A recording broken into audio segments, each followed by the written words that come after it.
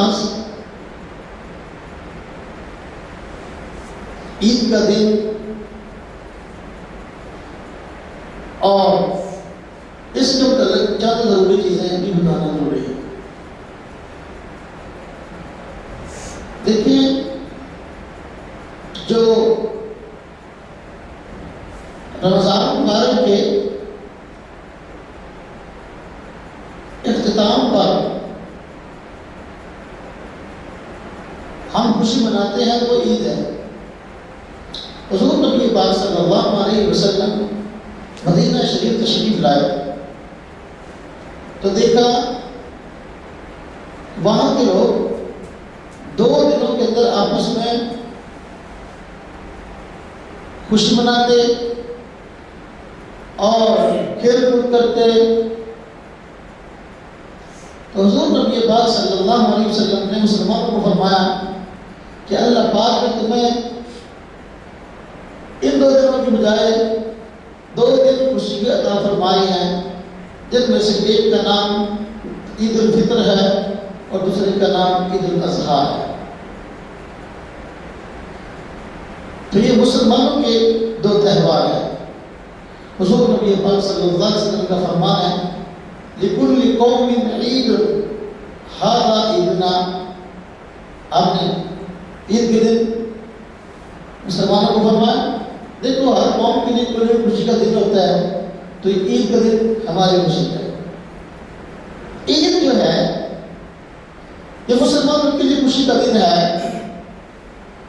کفار بھی عید مناتے ہیں اور ہم بھی عید مناتے ہیں. ہماری اور کفار کی عید میں کیا فرق ہے؟ کفار کے ہاں جو عیدیں اور تہوار مقرر ہیں تو وہ کسی شخصیت کی یوم پیدائش کے موقع پر یا کسی اور واقعے کے ساتھ جڑی ہوئی بات کے ساتھ وہ متعلق ہے. اسلام ایسا نہیں ہے. اسلام میں جو 2 تہوار ہیں عید الفطر اور عید الاضحیٰ، ان کا تعلق کسی کی پیدائش سے نہیں ہے، کسی خاص واقعہ سے نہیں ہے، بلکہ 2 عظیم عبادات کے تکبیر کے موقع پر بطور شکرانے کے جو ہے وہ واقع ہوئے ہیں. جو عید الفطر ہے یہ روزے جیسی عظیم عبادت کی تکمیل کے موقع پر بطور شکرانے کے ملا کہ اللہ پاک نے روزے ہم سب پر فرض کیے تھے، ہم نے اللہ تعالیٰ کے حکم پورا کیا، تو یہ اس عبادت کی تکمیل کے موقع پر بطور شکرانے کے اللہ پاک نے ہمیں عید کا تہوار عید الفطر کا تہوار عطا فرمایا. اور عید الاضحیٰ یہ بھی ایک عظیم عبادت کے شکرانے کے عظیم عبادت کی تکمیل کے موقع پر بطور شکرانے کے ہمیں عطا ہوا ہے کہ حج بیت اللہ یہ اسلام کے ارکان میں سے رکن ہے، اور کیونکہ ان دنوں میں حج ہوتا ہے اور مسلمان قربانی کرتے ہیں تو لہذا اس کے شکرانے کے طور پر عید الاضحیٰ مقرر کی گئی ہے. تو مسلمانوں کے یہاں جو عید اور تہوار کا تصور ہے یہ کسی خاص واقعہ جڑا ہوا نہیں ہے، نہ کسی کی پیدائش کے ساتھ تعلق ہے. ایسے کام سجوں کے یہاں ہندوؤں کے یہاں چلتے ہیں، ان کے تہوار ہیں وہ اس طرح کسی خاص واقعے سے جڑے ہوئے ہوتے ہیں یا کسی نہ کسی کی یوم پیدائش کے موقع پر اس طرح ہوتا ہے. ہمارے یہاں ایسا نہیں ہے. یہاں 2 تہوار ہیں مسلمانوں کے، 2 عیدیں ہیں، عید الفطر اور عید الاضحیٰ.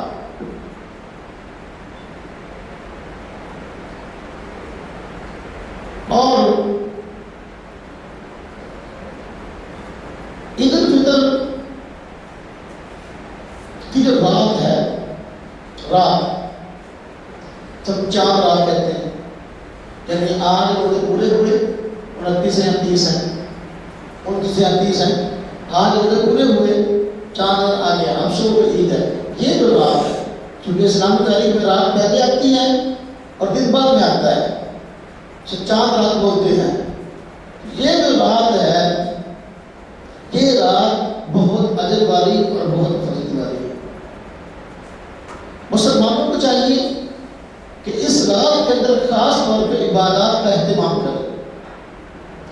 اس رات کو لیلۃ الجائزہ بھی کہتے ہیں، انعام ملنے کی رات، چونکہ پورا مہینہ روزے رکھے تراویح ادا کی، عبادت کی ہیں۔ اللہ رب العزت نے عید کا دن ہم پر اس نے مقرر کیا کہ ہمیں اپنے نماز روزوں کا بدلہ دیں۔ تو یہ رات کا جو موقع ہے یہ گویا انعام ملنے کی، رسول کو انعام ملنا ہے، اور یہ رات ہے۔ اس رات میں عبادت زیادہ کرنی چاہیے تاکہ عید کی نماز پڑھ کر جب واپس لوٹے اللہ پاک ہمیں اپنے ان اعمال کا بدلہ دے، اجر دے، تو زیادہ اجر مل سکے، اللہ پاک کی رضا زیادہ حاصل ہو سکے۔ حدیث پاک میں آتا ہے حضور نبی اکرم صلی اللہ علیہ وسلم نے ارشاد فرمایا کہ مسلمان عیدگاہ میں عید کی نماز پڑھنے کے جب اکٹھے ہوتے ہیں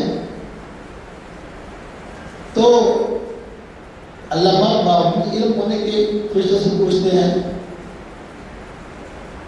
میرے بندے کیوں جمع ہیں، کیا چاہتے ہیں؟ ہاں جی، فرشتے عرض کرتے ہیں کہ ہمارے تعالیٰ انہوں نے پورا مہینہ روزے رکھے ہیں، عبادت کی ہیں، اب کیا کہتے ہیں؟ اللہ کی رضا چاہتے ہیں، اللہ مغفرت چاہتے ہیں گناہوں۔ یہ اس طرح روایت میں کہ اس شخص کی کیا مزدوری، کیا حق ہے جو اپنی مزدوری پوری کر لے، جواب یہ تبھی اس کا یہ کہ اس کو پوری کا پورا اجر اس کی مزدوری دے دی جائے۔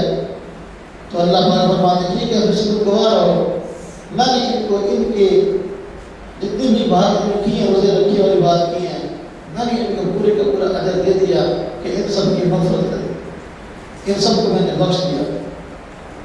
حضور نبی پاک صلی اللہ علیہ وسلم فرماتے ہیں جب مسلمان عید کی نماز پڑھ کے واپس لوٹتے ہیں تو اپنے گناہوں سے اس طرح پاک ہو چکے ہوتے ہیں کہ ان کی ماں نے آج ان کو پیدا کیا۔ ایک دن کے بچے کے نام میں امان میں گناہ نہیں ہوتا۔ تو عید کا دن یہ انعام ملنے کا دن ہے، تو اس لحاظ سے جو عید کی رات ہے، چاند رات، یہ بڑی اہمیت کی حامل ہے۔ اس میں زیادہ عبادت کرنے کی ضرورت ہے تاکہ عید کے دن ہمیں جو انعام مل رہا ہے وہ زیادہ مل سکے۔ ہمارے معاشرے کے اندر اس رات کو تماشبینی کی رات سمجھا جاتا ہے۔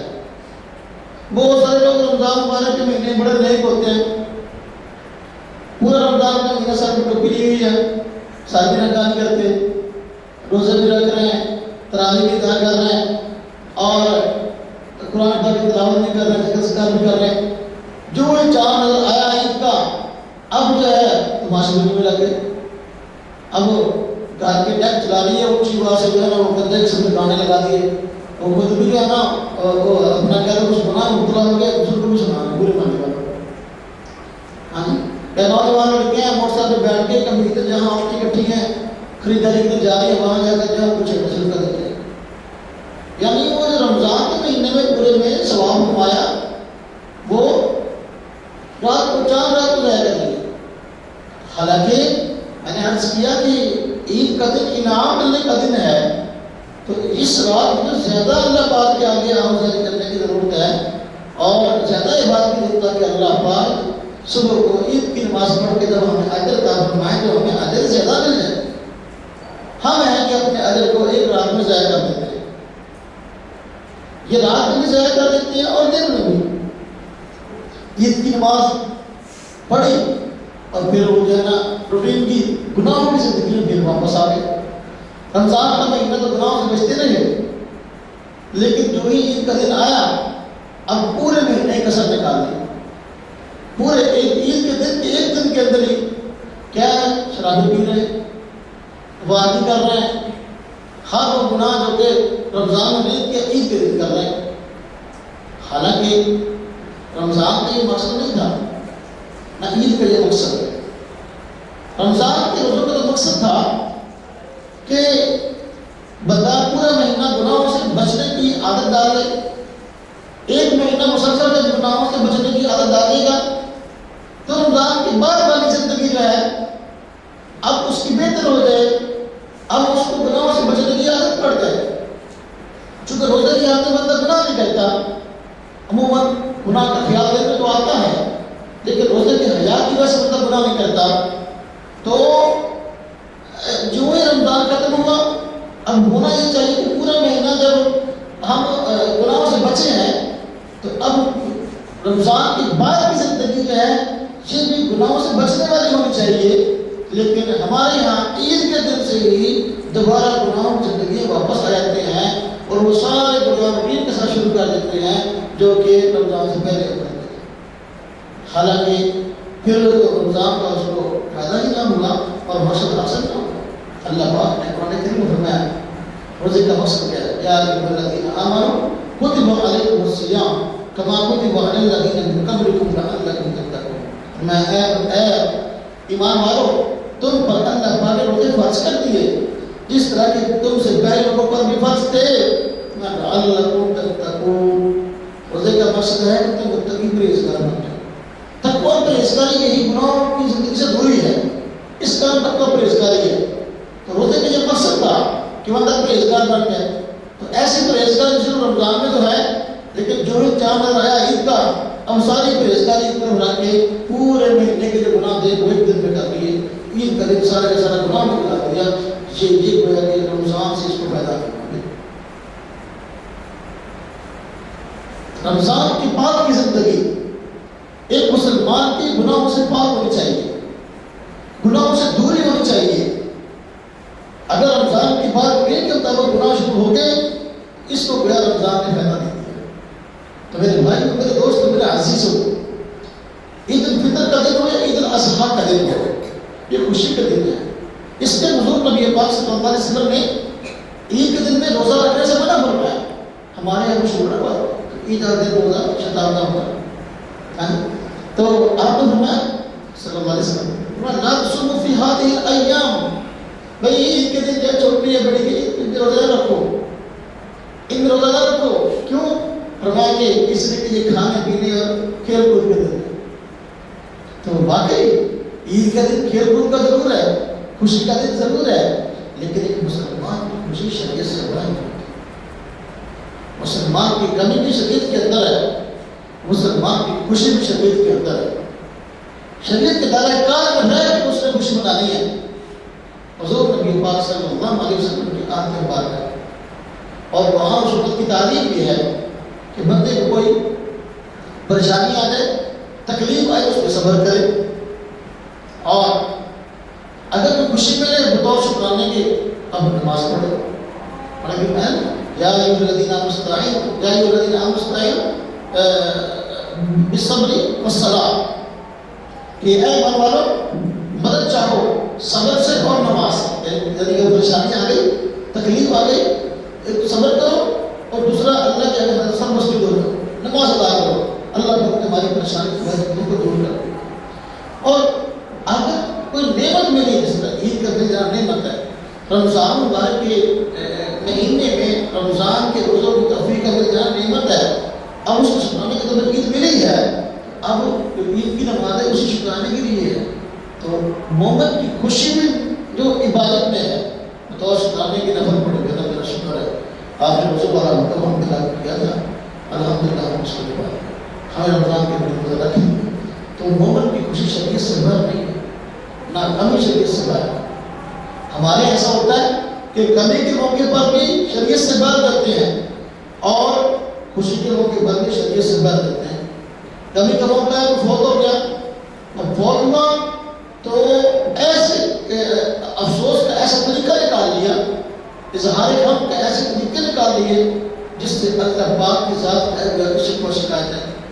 اس طرح کے خواتین کو بعض دفعہ یاد ہوتی ہے کہ وہ ایسی چیز چلاتی ہیں فوتگی پر کہ آپ سے بھر دیں، کپڑے پھاڑ دیے، منہ پہ تماچے مارے. ہاں جی، تو یہ انداز پسند نہیں ہے شریعت. حضور نبی پاک صلی اللہ علیہ وسلم نے کہ منظر الحدود شکل چور فریس بننا، ایک غم کے موقع پر اس بندے نے منہ پہ تماچے مارے، گرے پر پڑے، وہ ہم میں سے نہیں ہے. ہاں عزیز فوت ہو گیا، دنیا سے چلا گیا، یہ غم کی بات ضرور ہے، اس لیے اس بندے کو رونا بھی آتا ہے، منع نہیں ہے، لیکن چیخنا چلانا اور آپ سے باہر ہونا اور اس طرح کے جملے بولنا جو اللہ کے آگے آپ کی شکایت ہو. ہاں جی، وہ اللہ تیرا کیا بگڑا تھا اس میں، تو نے اس کو لے گیا، تو نے اس کو موت دے دی. اس طرح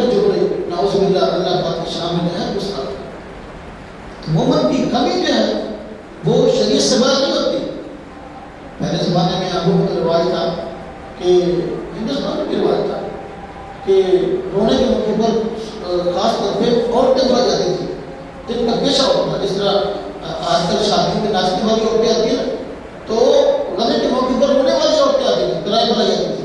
وہ آ کر جو ہے اس طرح کے شعر پڑھتی اور اس طرح کی آوازیں نکالتی کہ دوسری عورتیں ساری دیکھ کر رونے. تو ان کا فن تھا وہ لوگوں کو رلانے کے پیسے لیتی تھی. شریعت اس سے منع کیا بھائی رونا کسی عزیز کی جانے پر یہ طبیعی چیز ہے, لیکن یہ کہ ایسی چیز نہیں کہ اس کی وجہ سے بندہ آپ سے بھاگ جائے. میں نے شاید کہا تم بات سنائی ہے کہ غم کے موقع پر یہ کرائے پہ رونے والی عورتیں ہوتی تھی نا, یہ جنازے پہ آگ جا کے چلتے تھے. جنازہ اٹھا لیا, حالانکہ عورت کے لیے تو قبرستان میں اس طرح کالج سے جانے کا حکم نہیں ہے, لیکن وہ ہندوستان میں رواج تھا کہ رونے والی عورتیں جانے کے آگے بھی ہوتی ہوتے اپنے ماں باپ کے روتی اور دوسرے لوگ بھی دیکھ دیکھ کر ہوتے. وہ ایک ہندوستان میں بندہ کا بدماش تھا, اس کا نام بلا تھا, بلا بدمانی. اس کی امی مار گئی, اس نے رونے والی عورتیں بلا لی اور انہوں نے کہا کہ عورتوں نے کہ اگر ہم آپ کی امی کے نظر نہ ہوئے ہمیں کیا ملے گا. تو اس نے ملے نے وہ اپنا ماش کاشت کی, یعنی ماں بھی جیل تھی. انہوں نے کہا کہ 2 من ماش کا ہوگا, اسی وجہ سے کہ 2 من ماش ہے تو میری امی نہ کرو. انہوں نے بدماش سے کہا اور کچھ چیز لڑائی ہو گئی تھی بزاری ڈاکٹر میں آ گئی. انہوں نے جانے دیکھے کہ جا رہی سے کیا اس نے بلے کمانے کی باقی ماں مان دینے کی تے ماں پتہ نہیں دینے کی نہ خیر ربا ہے. یہ فن ہے شریعت میں اس چیز کی جاست ہے. حضور نبی پاک صلی اللہ علیہ وسلم نے سمجھا مومن کی غمی بھی شریعت سے داری ہے اور مومن کی خوشی بھی شریعت سے داری ہے. خوشی کا انداز ایسا جس کی شریعت دی جا سکتی ہے, اس کو اختیار کرنا کوئی منع نہیں ہے. بیٹھے گھر میں بیٹھے دوستوں کے پاس بیٹھے گپ شپ لگائیں تانسی کرتے کوئی منع نہیں ہے, لیکن یہ کہ خوشی کے نام پر ہر کام جو ہے وہ ناجائز میں جائز ہوتا ہے, یہ ٹھیک نہیں ہے. ادھر چاند نظر آیا, ہاں جی ادھر پھیلا شروع کر دو.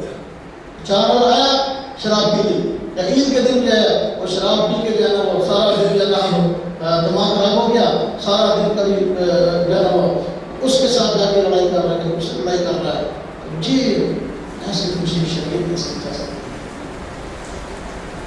شراب تو ویسے تمام برائی کی جڑ ہے, اور جب بندہ بندے بندے کی عقل کام کرنا چھوڑ جاتی ہے, حالانکہ عقل ایک ایسی بڑی نعمت ہے اللہ پاک نے باقی مخلوقات میں سے انسان کو چن کر عطا کی ہے. انسان شراب پی کر اپنی عقل کو ضائع کر لیتا ہے. تو عید جو ہے یہ بطور تہوار کی ہے, بطور خوشی کی ہے. تو رمضان مبارک کے بعد عید کا دن جو آتا ہے یہ مسلمانوں کے لیے خوشی کا دن ہے, لیکن خوشی میں مسلمان کبھی اپنے سے باہر. ہمارے یہاں ایسا ہوتا ہے شادیاں ہیں, خوشی کا موقع ہے, تو شادی کے موقع پر بھی بہت سارے کام جو ناجائز ہیں وہ جائز جاتے ہیں. کہتے ہیں جائز ہوتی ہے, منڈے گھنڈے لڑے ہوئے ہیں, کوئی نہیں فیرن کرتے کروں گا. کتنے واقعات ایسے ہیں فیرن کر رہے تھے, فیرن کرتے ہوئے فائر کر کے لگ گئے. ہاں جی, جب فائر کرنے والے خود اپنے کو لگ گئے. جس کے پاس پستول ہے نا اس نے چلانا ہے, وہ کسی نہ کسی کو لگنا ہے. یہ بات یاد رکھیں. کتنے واقعات آئے تھے نا ہم دیکھتے ہیں. کس بندے کے پاس مسئلہ ہے, اس نے چاہے نمائش بھی رکھا ہوا ہے, چاہے اس نے جو ہے کسی اور مقصد کے لیے, جب اس کے بغل میں ہے وہ تو وہ چلنا ہے کسی نہ کسی کے کی خیر نہیں ہے, اس کی اپنی نہیں ہے, کسی دوسرے کی نہیں. عید کے دن اللہ تبارک و تعالیٰ نے یہ مسلمانوں کو خوشی کا موقع عطا کیا ہے, لیکن جو ہے ایسی خوشی نہ ہونا چاہیے جس سے رب تعالیٰ کی ذات رہا ہے. صدقۃ الفطر عید کی نماز پڑھنے آنے سے پہلے دینا ضروری ہے. اس کی وجہ کیا ہے؟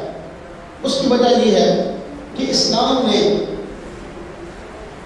کسی بھی موقع پر معاشرے کے کمزور افراد کو فراموش نہیں کیا. عید الفطر ہے اس موقع پر بھی, عید الاضحیٰ ہے اس موقع پر بھی. عید الفطر کے موقع پر فرمایا صدقۃ الفطر عید کی نماز پڑھنے آنے سے پہلے دے کے آؤ. اب دینا کس کو ہے؟ غرباء کو دینا ہے, فقراء کو دینا ہے, مساکین کو دینا ہے, جن کے گھروں کے اندر چلا نہیں جلتا, مالی لحاظ سے کمزور ہے ان کو دینا ہے.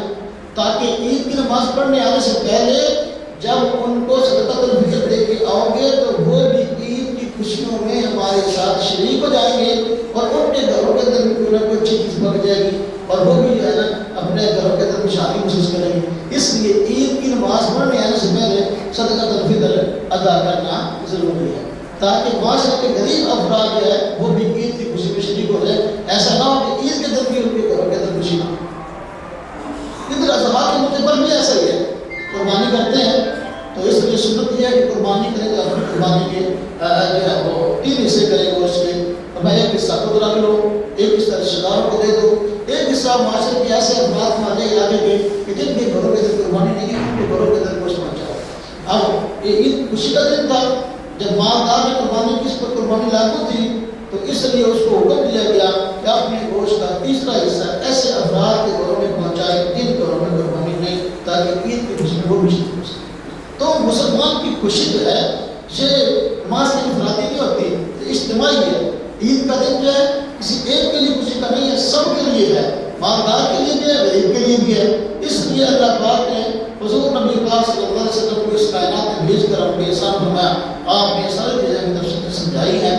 تو عید کا دن یہ مسلمانوں کے لیے ایک بطور تہوار بھی ہے اور یہ ایسا تہوار ہے جو کہ شریعت کا مقرر کرتا ہے، اور اس میں شریعت کی حدود کو بنا دینا ٹھیک نہیں ہے۔ کوئی ایسا کام عید کے دن نہ ہو جس سے ہمارے روزوں کا اثر ضائع ہو جائے، ہمارے تراویح کا اثر، ہماری عبادات کا اثر ضائع ہو جائے، بلکہ رمضان کے بعد کی زندگی وہ اسی طرح گناہوں سے دوری والی ہونی چاہیے جس طرح کے رمضان سے پہلے اپنا رشتہ رمضان میں گناہوں سے دوری بنتی ہے۔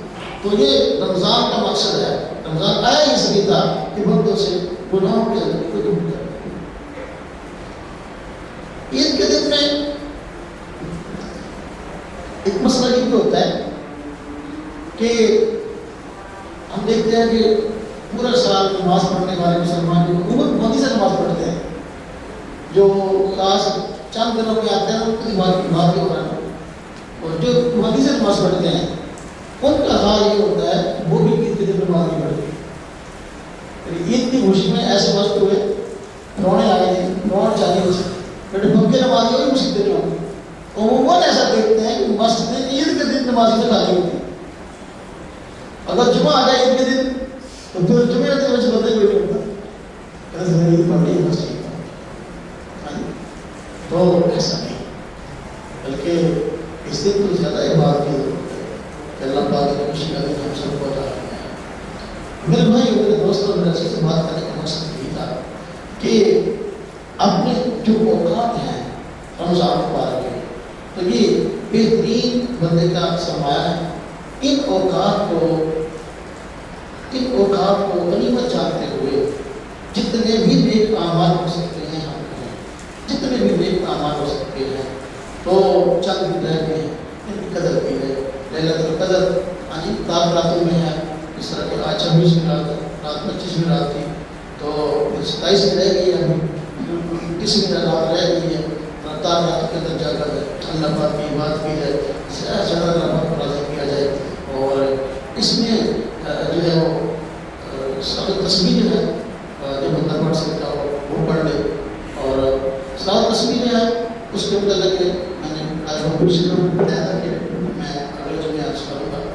اور اس میں 300 مرتبہ یہ الفاظ اس میں کہے جاتے ہیں، باقی نماز کا اسلام پڑھتے اس طرح ہوتی ہے جی، سبحان اللہ والحمد للہ ولا الہ الا اللہ واللہ اکبر۔ یہ الفاظ جو ہیں یہ 300 مرتبہ صلاۃ تسبیح میں کہے جاتے ہیں۔ 4 رکعتوں کی اس کی، اور ہر رکعت کے اندر 75 مرتبہ یہ الفاظ کہے جاتے ہیں، ہر رکعت میں 75 مرتبہ۔ کیسے؟ مثلا پہلی رکعت ہے ہم نے اللہ اکبر کہہ کے سلام پڑھنی ہے، سلام سبحانک اللہ پڑھنی ہے، سبحانک اللہ پڑھنے کے بعد اب 15 مرتبہ یہ کلمات کہہ رہے ہیں، 15 مرتبہ۔ اس کے بعد پھر اعوذ باللہ بسم اللہ پڑھ کے الحمد شریف پڑھنی ہے، پھر بعد میں شریف پڑھنا ہے۔ اس کے بعد سجدے میں جانے سے پہلے پھر 10 مرتبہ یہی کلمات پڑھنی ہے۔ کتنی مرتبہ ہو گئے؟ 25 مرتبہ۔ اس کے بعد رکوع میں جانا ہے، رکوع میں گئے سبحان ربی العظیم 3 مرتبہ کہہ لیا، اس کے بعد 10 مرتبہ پھر جو ہے یہی کلمات کہنا ہے کتنی مرتبہ ہو گئی؟ 35 مرتبہ. پھر رکوع سے اٹھے ہیں سمیع اللہ لمن حمدہ ربنا لک الحمد کہنے کے بعد پھر 10 مرتبہ یہ کر کہنے. کتنی مرتبہ ہو گئی؟ 45 مرتبہ. اچھا اس کے بعد سجدے میں جانا ہے اللہ اکبر کہتے ہوئے سجدے کی تسبیحات سبحان ربی الاعلیٰ کی مرتبہ میں کہنے. اس کے بعد یہی کلمات 10 مرتبہ کہنے. کتنی مرتبہ ہو گئی؟ 55. اچھا اس کے بعد ہم نے اللہ اکبر کہتے ہوئے سجدے سے اٹھنا ہے. دوسرے سجدے میں جانے سے پہلے تھوڑی دیر بیٹھنا ہے. اب پھر جو ہے 10 منٹ میں یہی کلمات کہنا ہے. کتنے ہو گئے؟ 65. اس کے بعد پھر سجدے میں جانا دوسرے میں اور سبحان ربی الاعلیٰ 3 مرتبہ کہنے کے بعد پھر جو ہے 10 مرتبہ یہی کلمات جو ہے وہ کہتے ہیں. کتنی مرتبہ ہو گئے؟ تو یہ 75 ایک مرتبہ ایک رکعت میں ہو گئے. تو 4 رکعتوں کے اندر 300 مرتبہ یہ تسبیح ہوگی. 75 کو 4 سے زیادہ نہیں کتنے آتے ہیں. اب دوسری تیسری چوتھی رکعت میں جو ہے ہم الحمد شریف پڑھنے سے پہلے چونکہ اب دوسری تیسری رکعت میں ہمیں سناد پڑھنی نہیں ہے تو اعوذ باللہ بسم اللہ الحمد شریف پڑھنے سے پہلے ہم نام پڑھا ہے. پھر وہی روٹین ہے جو میں نے پہلے رکعت میں بتائی ہے. اسی طرح 75 مرتبہ ہر رکعت کہتے ہیں. یہ بڑی عظیم کہنے کی عبادت ہے. صلاۃ تسبیح یہ پڑھنی چاہیے. حضور نبی پاک صلی اللہ علیہ وسلم نے جو ہے وہ ترغیب دی ہے کہ ہر روز پڑھ لو. ہر روز نہ ہو سکے تو ہفتے میں مطلب پڑھ لو. ہفتے میں نہ ہو سکے تو مہینے میں مطلب پڑھ لو. مہینے میں نہ ہو سکے تو سال میں مطلب پڑھ لو. سال میں نہ ہو سکے تو زندگی میں کم از کم مطلب پڑھ لو. تو یہ بہت عظیم عبادت ہے. اس کی بھی کوشش کریں. بہت سارے دوست پوچھتے ہوتے ہیں کہ لیلۃ القدر کے طرف جا کے کیا پڑھیں. سال تسبیح جو ہے یہ پڑھنی چاہیے کیونکہ یہ نفل عبادت ہے اور نفل عبادت جو ہے وہ عموماً اکیلے ہی ہوتی ہے. اس کی جماعت نہیں ہوتی. لہٰذا سیکھ کر خود پڑھیں. شروع کے ساتھ پڑھیں اور ایسی جگہ پر پڑھیں کہ جہاں آپ کو تھوڑی سی تنہائی نصیب ہو وگرنہ آپ تسبیحات بھولتے رہیں. بہت سارے بندے ساتھ میں شروع کرتے ہیں درمیان میں بھول جاتے ہیں. کبھی ہم سب بول رہے پتہ نہیں انہوں نے سیدھا 10 باری کہی ہے کبھی 8 باری کہی ہے.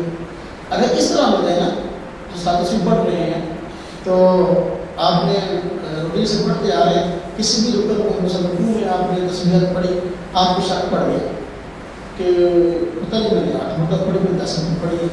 آپ کھڑے بھی ہو سمیع اللہ لمن حمدہ کہتے ہیں تو اگلا جو رکن ہے نا اس کے بھی آپ نے کھڑے ہونا ہے تو اس میں 2 مرتبہ اضافی کہہ دیں.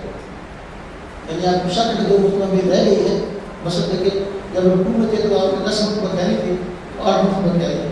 بعد میں یاد آیا وہ میں 8 مرتبہ کہی تو پھر جب سمیع اللہ لمن حمدہ کہیں ربنا لک الحمد پھر 10 مرتبہ جو روٹین کی ہے وہ کہہ دیں اور 2 مرتبہ جو آپ سمجھ لیں 2 مرتبہ رہ گئے وہ وہاں پڑھیں. یعنی یہ روٹین ہے کہ کسی رکن کے اندر اگر آپ کو آپ بھول گئے اگلے رکن کے اندر اس کا ویڈیو بولنا اس طریقے سے اس کو بھول جائے گی تو اللہ پاک جو ہے